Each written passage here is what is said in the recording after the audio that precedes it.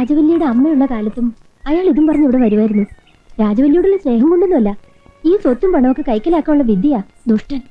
അവര് സ്വത്ത് കൈക്കലാക്കുകയോ കല്യാണം കഴിക്കുകയോ എന്ത് വേണമെങ്കിലും ചെയ്തോട്ടെ. ഓഹോ, അപ്പൊ ഇത്രയുള്ള മുറപ്പെണ്ണോടുള്ള സ്നേഹം? ഓ, ഗുണദോഷം തുടങ്ങിയോ? എഴുതിയെടുക്കാൻ തക്കവണ്ണം എന്തെങ്കിലും ഉണ്ടെങ്കിൽ ഒരു പേനയും പേപ്പറും എടുത്തോണ്ട് വരാം. നിന്നേ വന്നിപ്പോ നിന്റെ ഗുണദോഷം കേട്ടില്ലേ, എനിക്ക് ഉറക്കം വരില്ലെന്നായി. എന്തെങ്കിലുമൊക്കെ ഒന്ന് ഗുണദോഷിക്ക്. അയ്യോ എന്റെ ദൈവമേ, ഞാൻ എന്തായി കാണുന്നത്? ഒന്ന് ഓടി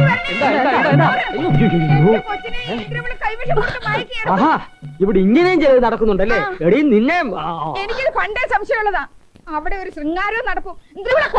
രണ്ടിനെയും കൈയോടെ പിടിച്ച സ്വർണ്ണ തള്ളയുടെ കൈ കൊടുക്കാം. എന്താടാ കുന്തമിഴിയോട് നിൽക്കുന്നത്? ഇക്കാര്യം മുത്തശ്ശിയോട് പറയട്ടെ എന്ന് പറ.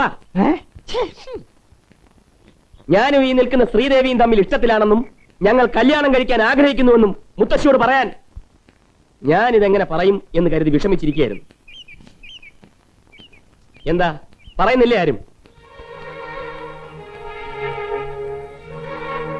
എങ്കിൽ ഞാനൊരു കാര്യം പറയാം. സത്യം ആരുടെ മുമ്പിലും സധൈര്യം തുറന്നു പറയാൻ ഈ വാരിക്കുഴി അശോകൻ നായർക്ക് ഭയമില്ല. ഭീരുത്വം മരണത്തെക്കാൾ അശോകൻ നായർ വെറുക്കുന്നു. ഈ ഇന്ത്യ മഹാരാജ്യത്ത് ആർക്കും ആരെയും പ്രേമിക്കാം, പ്രായപൂർത്തിയായാൽ വിവാഹം കഴിക്കാം. അതിനൊരു തമ്പുരാട്ടിയുടെ സർട്ടിഫിക്കറ്റ് വേണ്ട. വരൂ, ഇപ്പൊ തന്നെ മുത്തശ്ശിയെ കണ്ട് വിവരം പറയാം.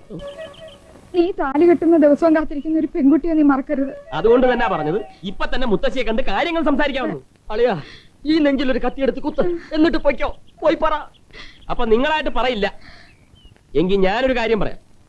ഈ പേരും പറഞ്ഞ ആരെങ്കിലും ഈ കുട്ടിയെ ദ്രോഹിക്കാൻ നോക്കിയാൽ നോക്കില്ല. രാത്രിയുടെ അന്ത്യയാമങ്ങളിൽ കാമവെറി പൂണ്ട ഒരു യുവ കോമളൻ ശ്രീദേവിയുടെ വാതിൽ. ആ ശബ്ദം? വെറിയം വാതിൽ തുറന്നത്. ഓഹോ, അവൻ അകത്തേക്ക് കിടക്കുന്നു. ആരാണവൻ? ചേട്ടൻ മുത്തശ്ശി അടക്കം എല്ലാവരെയും വിളിച്ചു നിർത്തണം. വിഷയാസക്തനായ യുവാവിനെ പിടികൂടാനല്ല, അവനെങ്ങനെങ്കിലും രക്ഷപ്പെടും. എന്നും അവനിവിടെ വരാറുണ്ടെന്നും ശ്രീദേവി ജാരസംസർഗമുള്ളവളാണെന്നും പിഴച്ചവളാണെന്നും മുത്തശ്ശിയെ ധരിപ്പിക്കണം. ആ നിമിഷം അവളെ പാഴ്സൽ ചെയ്യും. ആ ജാരൻ ആരാണെന്ന് പറഞ്ഞില്ലല്ലോ. വക്കീലായിരിക്കും അല്ലേ? അല്ല. പിന്നെ ആ യുവ കോമളൻ ഞാനായാലോ? നീയോ? കഥയിൽ ചോദ്യമില്ല. ലലിജ, കണ്ണു കണ്ടൂടാ, എവിടെങ്കിലും കൊണ്ടുപോയി ഇരുത്ത്. മൂക്ക് വലിച്ചു പിഴാതെ ഇതിനേക്ക് എന്തെങ്കിലും ദേവോ നിനക്ക്. എന്റെ പ്ലാൻ നടപ്പിലാക്കാൻ പറ്റിയ ഒരു സ്ഥലത്ത് എന്നെ കൊണ്ടിരുത്തിയിട്ട് ചേട്ടൻ പോയി എല്ലാരും വിളിച്ചോണത്തെ. ഇതിന്റെ കീഴോട്ട് കയറിക്കോ. ഏതിന്റെ? കട്ടിലിന്റെ. നാക്ക് വലിച്ചു പിഴ. മെല്ലെ മെല്ലെ, മൂടി പോവും, മൂടി പോവും. പോ, വായി നോക്കിക്കാതെ പോ.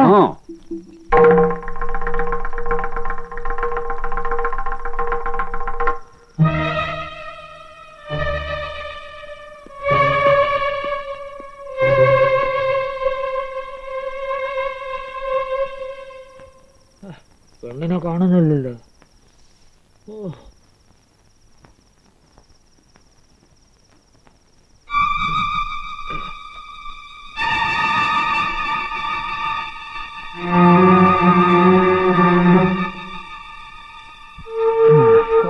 കാണാൻ വയ്യ.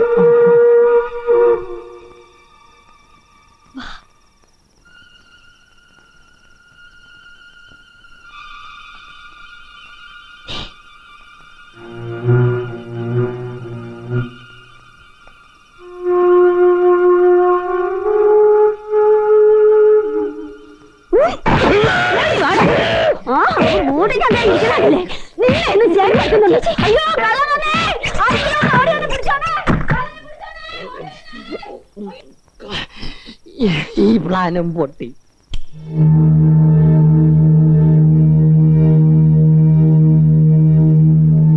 ഈ ബംഗ്ലാവിന്റെ ചരിത്രത്തിൽ ആദ്യമായിട്ടാണ് ഇങ്ങനെ ഒരു സംഭവം നടക്കുന്നത്.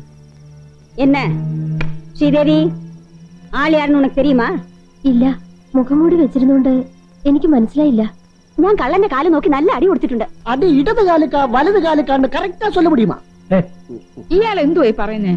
അടിക്കാൻ നേരത്താണോ വലതുകാലും ഇടത്തുകാലും നോക്കുന്നേ? കാലിന് മുറിവ് പറ്റിയിട്ടുണ്ടെങ്കിൽ കള്ളനെ കാലത്ത് കണ്ടുപിടിക്കാം. ഏതായാലും ബംഗ്ലാവിന് പുറത്തുള്ള ആരുമാകാൻ വഴിയില്ല.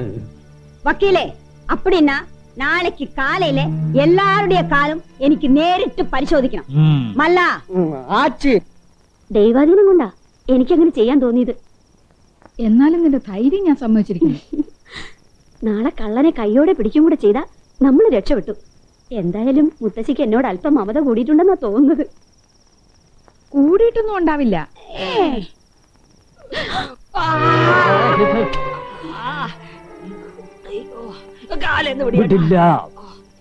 എന്റെ ദൈവമേ, ഞാൻ എന്തോ ആയി കാണുന്നേ. നിങ്ങളായിരുന്നു അവിടെ കയറി. താമദ്രോഹി, നീ എന്റെ കാലിന്റെ നെരിയാണി അടിച്ച് തിരിച്ചു കളഞ്ഞല്ലോടി. നിങ്ങളെ കാലാണെന്ന് ഞാൻ എങ്ങനെ അറിയാനാ?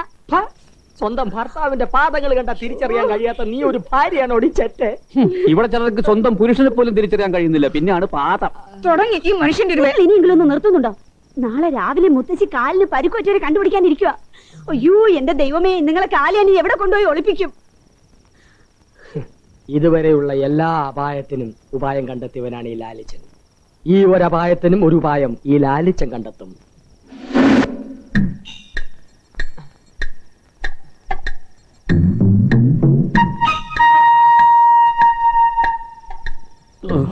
ലാലിച്ച, നിന്റെ കാലിന് വേദനയുണ്ടോ? തല വേദനിക്കുന്നു.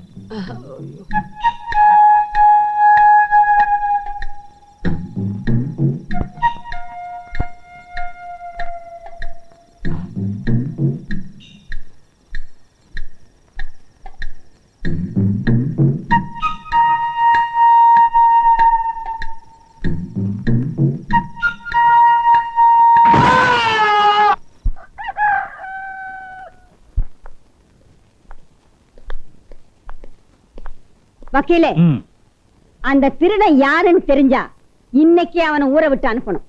ஓரோருத்தரேட்ட விളിக்க. മുരുകയ്യ,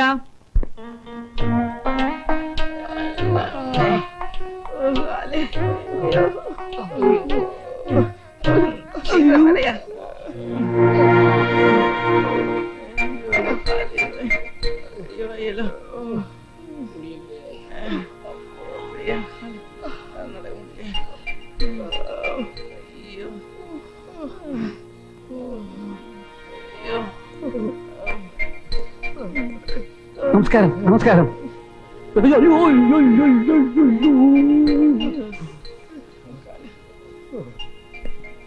എന്താ വക്കീലേ ഇതെല്ലാം? അതിപ്പോ മല്ല,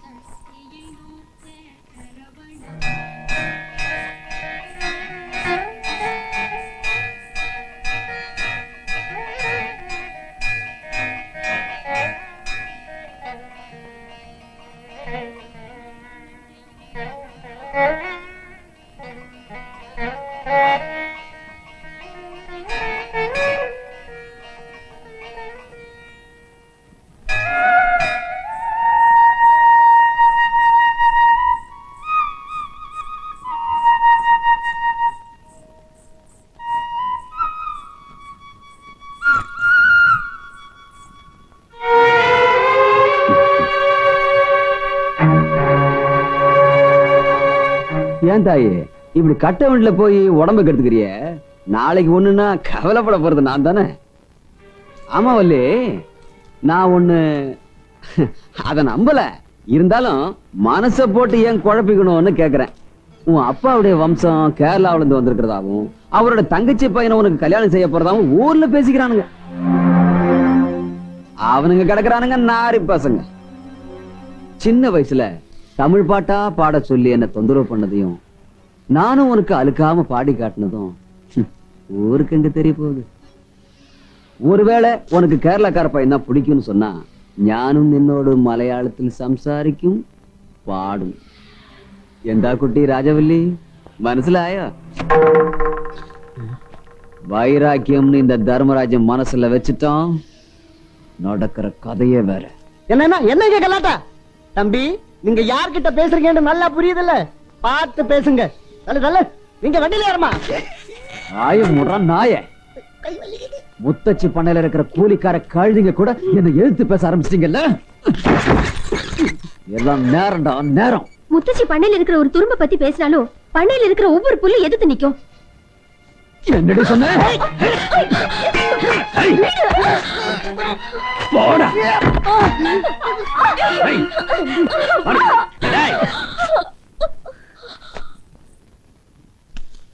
ஓ கேரளா மாப்பிள்ளையா? நீ இன்னும் போகல? நான் உனக்கு அன்னைக்கே சொன்னல, இது எங்க குடும்ப ப்ராப்ளம்னு. மரியாதையா வேலை பார்த்து ஓடிடு. എന്താ ഇപ്പൊ ഇവിടെ പ്രശ്നം? பிரச்சனையே இப்ப இதுதான்டா.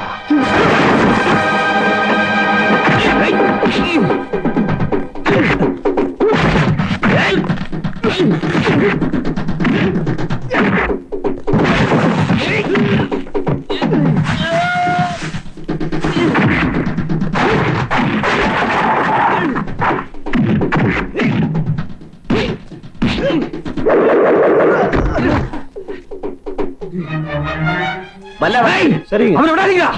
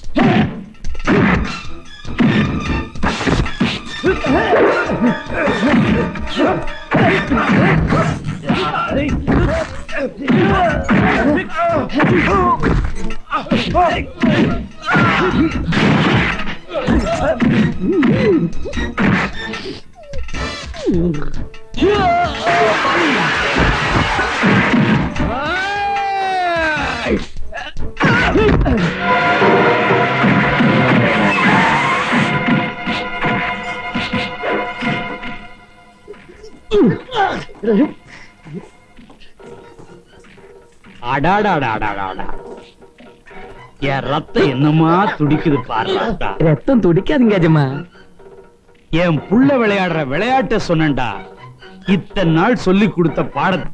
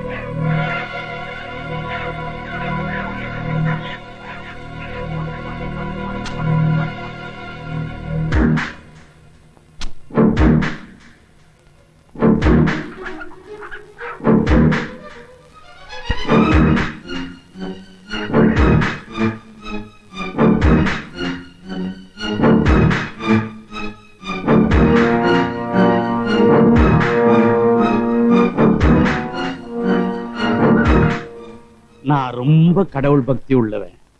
இப்பதான் தெய்வத்தை நினைச்சேன். முத்தச்சியே வந்து நிக்கிறீங்க. வாங்க உட்காருங்க. நான் உட்கார வரல. வீடேறி வந்தவங்களை வெளியேறி போங்க நான் சொல்ல மாட்டேன். அப்படி ஒரு வம்சத்துல வந்தவன் இல்லைன்னா வாங்க முத்தச்சி வந்து உட்காருங்க. சந்தர்ப்பம் கிடைச்சதுன்னு சந்தோஷப்படுறியா பூபதி? முத்தச்சி வரும்பொழுதே தெரியும் ஏதோ முக்கியமான விஷயம் இருக்குன்னு. வாங்க உட்கார்ந்து பேசலாம். மானந்தான் உயிரின்னு நினைக்கிறவன் இந்த முத்தச்சி. பூபதிக்கு முத்தச்சி குணம் நல்லாவே தெரியும். நான் யாருன்னு உன் பையனுக்கு காட்டுறதுக்குள்ள நீயே அவனை அடக்கி வைக்கிறது நல்லது. கோழி சண்டையில ஜெயிக்கிற மாதிரி எல்லாரையும் ஜெயிச்சிடலான்னு நீ கணக்கு போடுற. கரையில உட்கார்ந்துகிட்டே சிராவ பிடிக்கலான்னு உன் மகன் கணக்கு போடுறான். என்ன பொறுத்த வரைக்கும் ரெண்டுமே தப்பு கணக்கு. ஒரு பொட்டச்சியால மதுரையே எரிஞ்சுது, இந்த முத்தச்சியால உன் வம்சமே எரிஞ்சிடும்.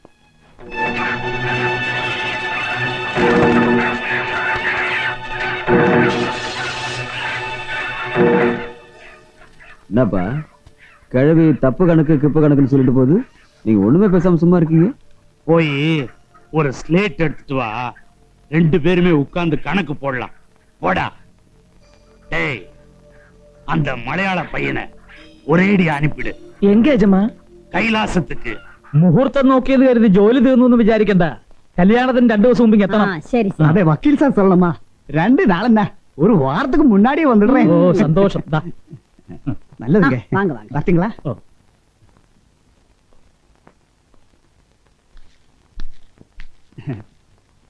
ரொம்ப கொடுத்து வச்சாரு, ராசா மாதிரி.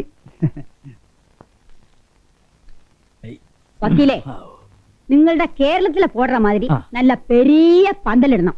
പടിഞ്ഞാറേ മുറ്റത്ത് അതിന് സ്ഥലമുണ്ടല്ലോ. സ്ഥലമൊക്കെ ഉണ്ട്. പക്ഷേ നിലപ്പന്തലാണെങ്കിൽ 1-2 മരം മുറിക്കേണ്ടി വരും. മുറിക്കണം. ആ അല്ല, എന്തൊക്കെയാ അശോക? എനിക്കൊരു കാര്യം പറയാനുണ്ട്. ഓ പറഞ്ഞോളൂ. ഈ കല്യാണം തൽക്കാലം ഇപ്പൊ ആലോചിക്കണ്ട. അതെന്താ? ഗിരിജ എന്റെ ഇളയതാണെങ്കിലും അവളുടെ കല്യാണം കഴിയാതെ എന്റെ കല്യാണം നിശ്ചയിക്കണ്ട. അത് ശരിയാ. പെൺകുട്ടികളുണ്ടെങ്കിൽ അവരുടെ കല്യാണം ആദ്യം നടത്തണം. അതാ തറവാടികളുടെ രീതി. അത് ഞങ്ങൾ തീരുമാനിച്ചു കഴിഞ്ഞു. ശ്രാവണം കഴിഞ്ഞാൽ ഗിരിജയുടെ കല്യാണം. ഇനി അശോകന്റെ കല്യാണത്തിന് മുമ്പ് വേണമെങ്കിൽ അങ്ങനെയാവാം. വക്കീലേ, വേணும்னா இந்த 2 കല്യാണത്തെയും ഒരേ പന്തലിൽ നടത്തില്ല. കറക്റ്റ്. എന്താ അശോക, തൃപ്തിയായില്ലേ? അല്ല, അത് അമ്മയോടും അളിയന്മാരോടും പെങ്ങന്മാരോടും ഒക്കെ വിവരം പറയാം. என்னது முத்தச்சி பேத்திய அந்த மலையாள பையனுக்கு நிச்சயம் பண்ணிட்டாளா? நாளும் குறிச்சுட்டா தாலிக்கு ஆர்டர் கொடுத்துட்டா அந்த கிழவி. நாம ஓரமா உட்காந்து வாழையில வழிச்சு நக்கிட்டு வர வேண்டியது. ஏய், ஏண்டா சலிச்சுக்கிற? 10 மாசம் பொறுத்து ஒரு குழந்தை பிறக்கிறது நிச்சயம் இல்ல, போட்ட விதையெல்லாம் முளைக்கிறது நிச்சயம் இல்ல. அப்படி இருக்கும் பொழுது இந்த நிச்சயம் மட்டும் நடந்துருமா? நான் பாக்குறேன். நீங்க பண்றது கொஞ்சம் கூட சரியில்லை. நாட்டுல பொண்ணுங்களா இல்ல, அவங்களுக்கு பிடிக்கலன்னா விட வேண்டியதானே. ஐ, மூடி சும்மா இரு. நீ பெத்த பிள்ளையா இருந்தா சொல்லுவியா? நீ கவலைப்படாத கண்ணு, நான் நடத்தி காட்டுறேன். நான் 2ஆம் தாரோன்னு ஊர் உலகத்துக்கு தெரிஞ்ச கதை. எதுக்கு எடுத்தாலும் அதையே குத்தி குத்தி காட்டாதீங்க. முன்வாசல் வழியா போய் முத்தச்சி கிட்ட நியாயமா பொண்ணு கேட்டேன், கொடுக்கல. இப்ப பின்வாசல் வழியா சுவரேறி குதிக்க போறேன். என்ன நடக்குதுன்னு பார்க்கலாம். மகனே, நீ கவலைப்படாத. அவிச்ச முட்டையும் 1/2 பாட்டிலும் வச்சிருக்கிறேன். சாப்பிட்டுட்டு நிம்மதியா தூங்கு. நான் சாப்பிட மாட்டேன். ஏன்னா நான் ரொம்ப கடவுள் பக்தி உள்ளவன்.